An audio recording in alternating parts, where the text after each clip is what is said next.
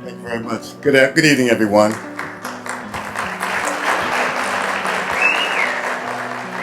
Actually, that round of applause is for you. We can't thank you enough for your support and for being here and making this one of our greatest successful galas in our fourth year. I am here to introduce our 2015 Youth of the Year. The young lady, a beautiful young lady that was up here dancing earlier, is our Youth of the Year for 2015. Saidah Sargent. She's been a member of our Webster Kendrick Boys and Girls Clubs going on 4 years now. This will be her last year. She'll graduate this year. She'll be going to Bowie, University of Bowie next year. And we're excited about that. This is a lovely young lady. We got great expectations for her. And a lot of people don't know this. I just found this out myself not too long ago. She makes the best cupcakes that you ever want to taste. So, Saidah, can you please come up here? 2015 Youth of the Year, can you give her a hand of round of applause, please?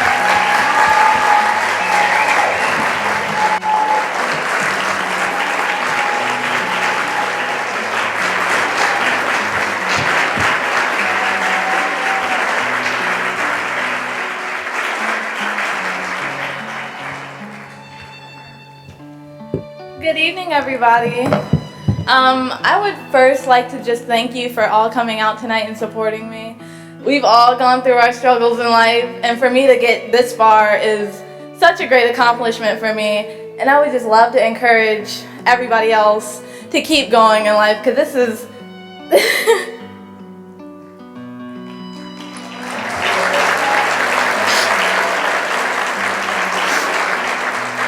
so I'm just really grateful for everybody coming out. My name is Saidah Sargent. I'm 17 years old, and I attend Western Tech School of Technology and Environmental Science. It's an institution in Baltimore County, and I concentrate on culinary arts. I have been a member of the Webster Kendrick Boys and Girls Club for about 5 years. Although I've lived in Baltimore for many years, I started my life in Hampton, Virginia. This is where I live with my mother, father, and 2 older sisters. Life in Hampton was very happy and typical for any young girl, especially for me, so I thought. My sisters and I soon found out that my father had a bad temper and often abused my mother. We witnessed both physical and verbal abuse. At first, I thought it was just a nightmare, but I woke up to the actual screaming, arguing, and beating. I remember it like yesterday, even though it was 12 years later. Soon after these episodes, my father walked out on our family, and he never returned. This was a real state of abandonment for me and my family. My mother was still young and had 3 young girls of her own, still in nursing school and unemployed. There was no one to help her. This was a real tough time for us, and money was tight. I love my father very much, but I was devastated to lose him. My mother, on the other hand, she was strong, and she always kept a good spirit so that me and my sisters would be able to move on. She finished her degree in Hampton and moved to Baltimore. She chose the city because of all the opportunities that it provided for her. Every move she made was to provide for her family. This was a start to a better life, but I still had my own personal difficulties ahead of me. I struggled in the classroom and fell behind many of my classmates. Reading was especially hard for me, and I was soon diagnosed with ADD, or attention deficit disorder. I was in denial, and I didn't know why I wasn't as smart or as talented as the people around me.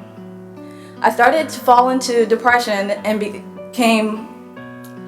I didn't understand my self-worth and had low self-esteem.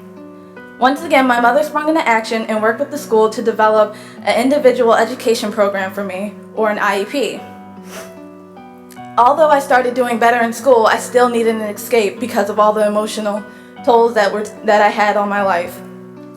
Unlike so many others who were looking for a way out and turned to the wrong direction, I turned to my church and I found a purpose in dancing in my dance ministry. It was hard in the beginning, but they encouraged me. Even though I had no experience, they taught me to be aware of how I was moving and connect my emotions with my movement. This is how I was able to tell a story to an audience without saying a single word.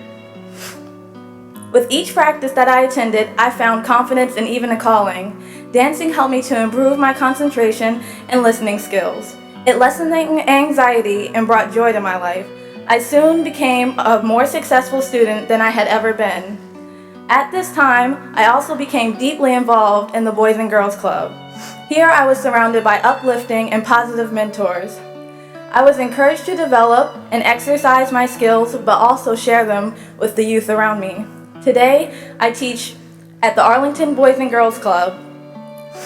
Girls come up to me every day and explain all the struggles that they go through and how they just want to dance it out. So we do exactly that. Now I feel ready for anything.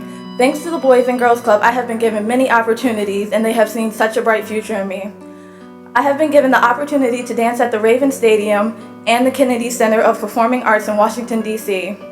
I understand where I came from and how wrong things have gone, but I know what I had. I had the Boys and Girls Club, I had my teachers who helped me through my struggles, I had my church, I had my dance instructors, but most of all, I had a model of what a real woman should be.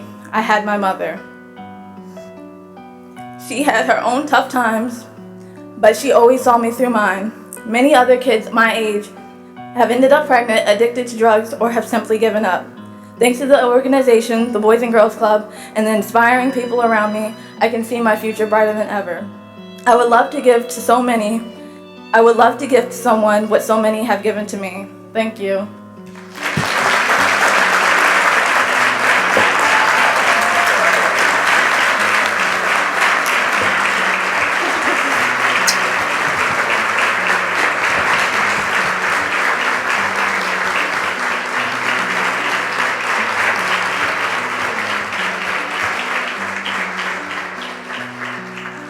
We are going to give Saidah a $1,000 scholarship for school. But I have one of the greatest board of directors anybody could ever have. I'm so very blessed. Our organization is blessed to have the board of directors that we have. And they're going to do something that I know I do all the time. If I'm not doing this, I'm trying to open up another club somewhere.